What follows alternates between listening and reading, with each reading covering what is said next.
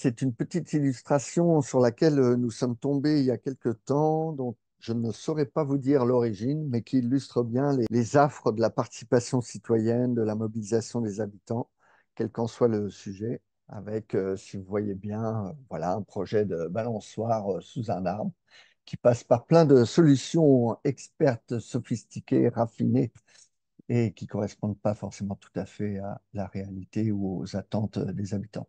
Quand on parle de concertation citoyenne, donc encore une fois, quels que soient les sujets, on a différentes échelles. Alors là, je vous présente la flèche de la participation, qui passe par des étapes ou des niveaux de concertation, de mobilisation. Certaines comprennent une échelle, un barreau, on va dire, avant l'information, qui serait la manipulation intentionnée. Puis, ouais, en général, donc on commence par de l'information. Il y a de l'info descendante, la consultation, avec une écoute aussi des opinions et points de vue qui peuvent arriver en retour. Concertation, donc où on peut se nourrir les réflexions des décideurs à travers les propos des citoyens aussi. Et puis la codécision qui commencerait à porter sur un partage en quelque sorte du pouvoir, de la décision, qui ne relèverait pas uniquement des savoirs des élus ou des décideurs, mais s'appuierait réellement sur d'autres méthodes de prise de décision, avec un appui sur les citoyens locaux. Alors, une petite présentation de ce que nous on fait, Citoyens et Territoires, mais en termes de participation des habitants. Mais au-delà de ce que nous faisons, en fait, ça illustre les différentes manières de faire de la participation citoyenne. Nous, on accompagne des collectivités, on se positionne un peu comme tiers facilitateur. Alors, quand je dis ça illustre ce qu'il peut y avoir, c'est quand une équipe d'élus ou de décideurs veut lancer des phases de concertation, des dynamiques de mobilisation citoyenne, eh bien, souvent, un des leviers, une des choses qui facilitent la chose, c'est d'avoir un tiers qui intervient, repéré comme neutre, objectif, etc., qui ne prend pas forcément parti pour l'une ou l'autre alternative qui est proposée. On n'a pas de recette qui marche à tous les coups, à 100%. On est toujours dans une démarche assez humble et on se pose toujours la question avec nos commanditaires, la collectivité. Qu'est-ce qui est visé? Qu'est-ce qui est attendu? Est-ce que c'est la participation de quelques-uns nouveaux, comme une habitante qui prendrait la parole pour une première fois? C'est d'instaurer des habitudes de fonctionnement différentes, c'est différentes choses. Ou est-ce qu'on s'adresse seulement aux usagers alors, du cimetière qui sont concernés, les gens qui viennent au cimetière? Est-ce que on essaie d'élargir un peu, on porte toutes ces questions-là tout au long de démarches de concertation. Les formes sont très différentes, que ce soit des réunions publiques, certes, un peu classiques quand on a ce mot-là, mais on évoque aussi beaucoup d'ateliers participatifs, des balades, des porteurs de parole, des entretiens, des écoutes territoriales consistant des entretiens plus ou moins individuels ou en très petits collectifs, des accompagnements d'instances de concertation, des accompagnements de groupes de travail, etc. Et actuellement, on accompagne un conseil de développement municipal, on accompagne des concertations sur des territoires en politique de la ville, en pays, sur des petites communes aussi ou des plus grosses. Ça dépend des demandes et des attentes des collectivités avec lesquelles on travaille. Donc, bien sûr, on travaille toujours en concertation avec nos commanditaires, se contente pas de répondre directement à une demande vague. On la construit ensemble, en fait, on la co-construit avec les commanditaires toujours, avec toujours une recherche de souplesse, d'adaptation, bien sûr. Et puis, on aime bien l'idée de faire toujours des pas de côté, que ça soit dans l'approche des questionnements, mais jusqu'à la manière dont on échange, que ça soit à l'extérieur. On aime bien aller dehors plutôt que de rester en salle. On aime bien ne pas forcément faire apparaître toutes les casquettes des élus, des fonctions, etc. Et en tous les cas, ça nous paraît être des conditions pour permettre la prise de parole par tous facilement. Toujours quelques freins que vous avez tous dû observer dans vos missions, dans vos fonctions par rapport à la mobilisation d'habitants. Alors, on en a listé quelques-unes là qui sont pas exhaustives, encore une fois. Alors, sur la question des cimetières, bien sûr, mais sur d'autres problématiques, on verra soit des tabous, soit des méconnaissances, soit je ne sais quoi. Et là, sur la question des cimetières, des tabous effectivement autour du deuil. Mais après, pour tous les sujets, on peut avoir des réticences et des freins liés alors les appréhensions face au changement, le manque de confiance, de connaissance, le sentiment d'illégitimité, d'inutilité, de ne pas avoir une parole qui sera écoutée, des élus parfois qui hésitent à partager, alors non pas forcément qui ne veulent pas partager leur pouvoir, mais qui ont mis du temps à bien maîtriser leurs responsabilités et qui ont du mal à s'en éloigner un petit peu, à s'en détacher. Et en face, des habitants qui attendent tout de l'élu. La communication qui peut pêcher, des difficultés concrètes pour les participants à venir à des réunions qui sont calées à des horaires qui sont jamais idéaux, forcément. Donc, qui posent toujours souci pour quelques participants. Quelques mantras, je dirais, nous, par rapport à ce qu'on fait en concertation citoyenne. Muscler l'écoute, c'est-à-dire que plutôt que d'arriver avec l'idée de savoir ce qu'on va dire, présenter notre projet bouclé, c'est d'être dans une posture d'écoute. On peut évoquer plusieurs types d'écoute, totale, passive, active. Donc, ce qui signifie en face aussi que l'expertise technique ne se suffit pas, ou voire parfois n'est pas nécessaire à toutes les étapes de la concertation. Faire confiance, présumer de la bonne foi. Quand une personne vous suggère quelque chose, vous pose des questions, ou quoi, ça peut nous surprendre. Quand on a travaillé sur un dossier de longue date et d'avoir des questions, des approches qui semblent déconnectées de notre vision. Mais non, justement, présumons de la bonne foi des personnes, faisons confiance aux questions qui sont posées, et en général, ça produit des belles choses. Donc, proposer des nouvelles pratiques, c'est ce que j'évoquais avec les pas de côté. On aime bien laisser de la place aux émotions. Sur un sujet comme les cimetières, ça a d'autant plus son importance. Parler en jeu, c'est-à-dire sortir des on dit que, il paraît que les gens aiment. Non, et vous pensez quoi, vous dites quoi, vous faites quoi, etc. C'est ça, parler en jeu. Et puis, par exemple, organiser des tours de parole plutôt que des débats en ping-pong, bien, il est assez habituel dans des réunions de voir des débats sur voilà, où des gens argumentent, contre-argumentent, etc. Et ça donne complètement autre chose quand on organise des tours de parole. C'est-à-dire que tout le monde peut prendre la parole s'il le souhaite. Et puis, ça produit d'autres idées, d'autres formes d'échange, non seulement en production d'idées, mais aussi en nature de relations entre les participants. Et puis, un de nos derniers mantras, c'est que la participation demande du temps, beaucoup de temps, et voir des habitudes à instaurer, à inscrire ça. Ça veut dire dans des fiches de poste, dans des plannings de journaliers, hebdomadaires, etc. Et d'autant plus, encore de temps. C'est vraiment notre grand mantra et qui peut donc nécessiter de donner un peu de place au plaisir, à la convivialité, la dimension festive, etc., aux apprentissages. Tout ça, c'est long, ça demande effectivement beaucoup, beaucoup de temps. Par rapport à quelques obstacles, comme on a évoqué, la maman en solo ou d'autres personnes qui travaillent, enfin, etc. Bon, il faut voir, adapter des horaires de réunion, que ce soit en week-end, en soirée ou en vacances, etc. Alors, le dernier point éventuellement sur lequel je mets le doigt 2 minutes, non seulement après, mais aussi en amont, toujours évoquer ce qu'on va faire de la participation citoyenne, pourquoi on la fait, dans quelle mesure elle va être prise en compte dans les processus de décision ou pas prise en compte. Ça, on peut le dire avant. Et puis surtout après, c'est une fois qu'on l'a fait, c'est expliquer en quoi c'est pris en compte, pourquoi ça l'a pas été, à quel obstacle ça s'est confronté, etc. Bref, toujours être visé à un minimum de transparence, on va dire, autour des questions de participation. L'idée était de vous présenter ça de manière rapide. Voilà, ça nécessiterait d'aller plus loin. Il y a beaucoup de formations qui se font sur ces questions-là. Ce que je vous propose, c'est de passer la parole à Mélanie. Ok, alors bonjour à tous. Moi, je vais vous présenter quelques pistes, quelques idées pour communiquer sur son projet de végétalisation de cimetière. Ces pistes sont issues d'après mes expériences d'accompagnement de communes sur la végétalisation de cimetières. Alors, j'ai par exemple travaillé sur les 2 cimetières de la ville de Nancy et quelques communes dans les Vosges, Contrexéville, Saint-Amé, Mandres-sur-Ver. J'ai également pris des idées d'après de nombreuses visites que j'ai pu réaliser, des rencontres, des échanges. Premièrement, je voulais partir du début. Pourquoi j'ai été amenée à travailler sur des projets de végétalisation de cimetières?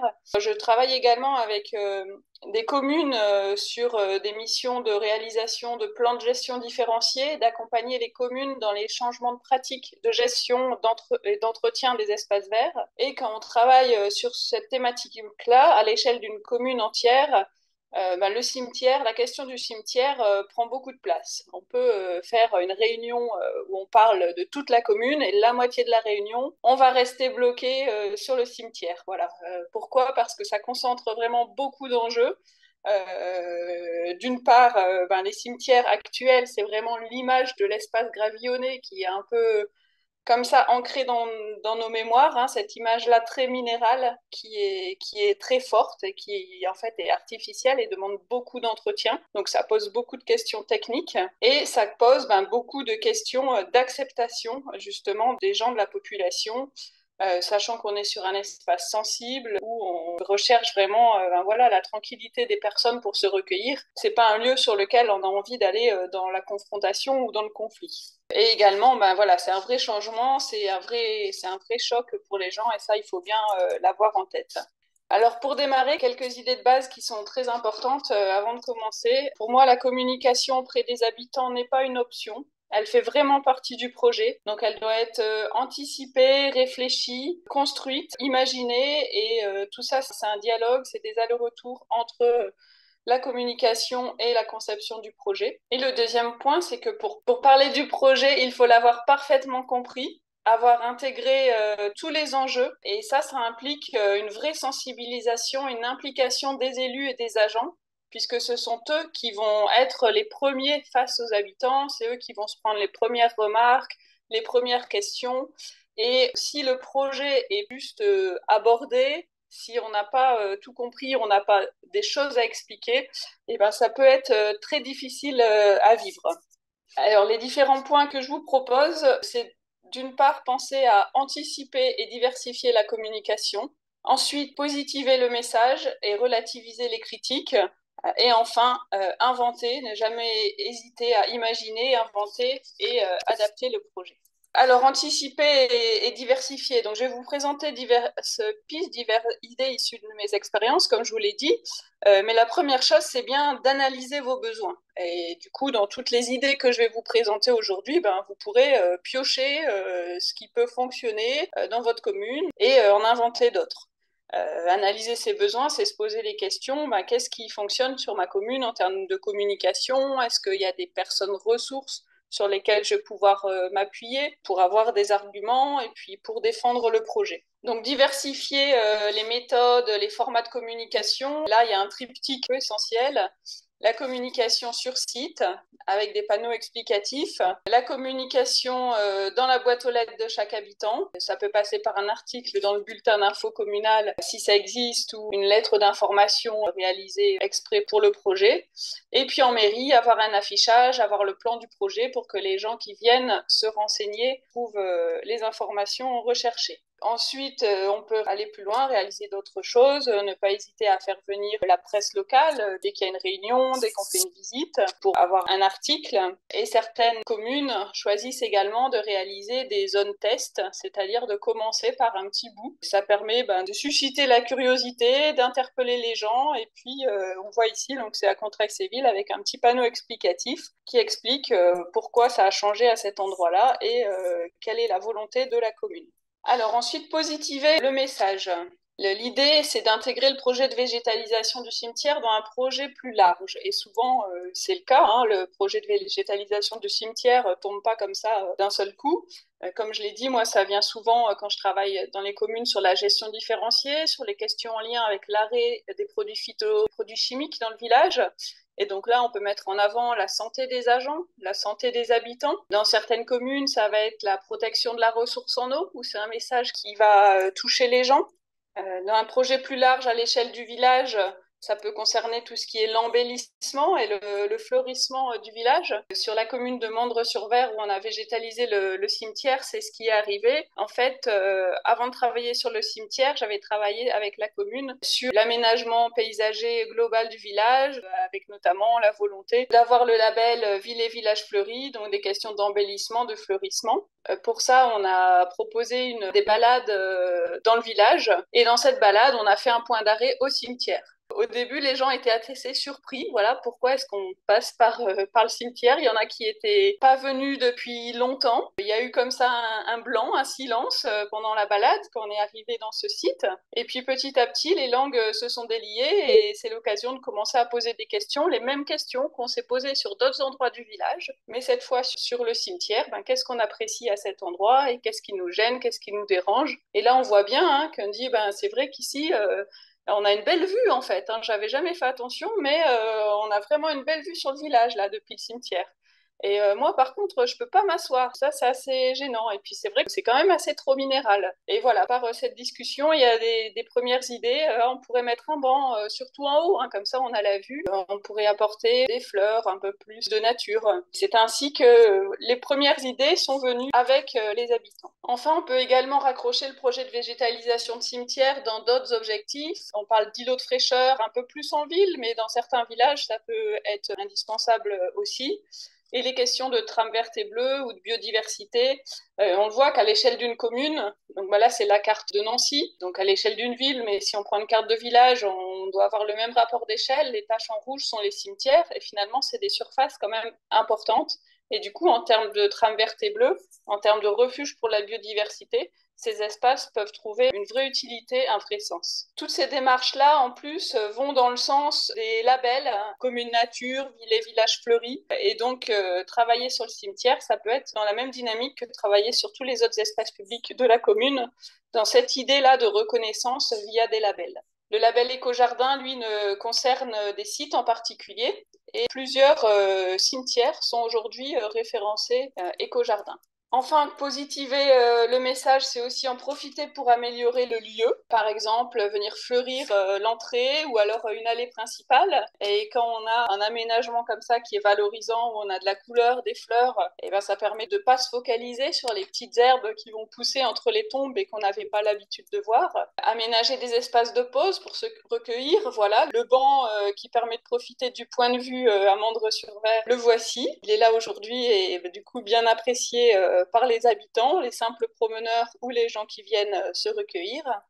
On peut en profiter pour améliorer l'accessibilité des sites, se dire de rénover une allée. Là, au cimetière de Saint-Amé, en même temps, ça a permis de hiérarchiser les espaces en marquant l'allée principale par un dallage.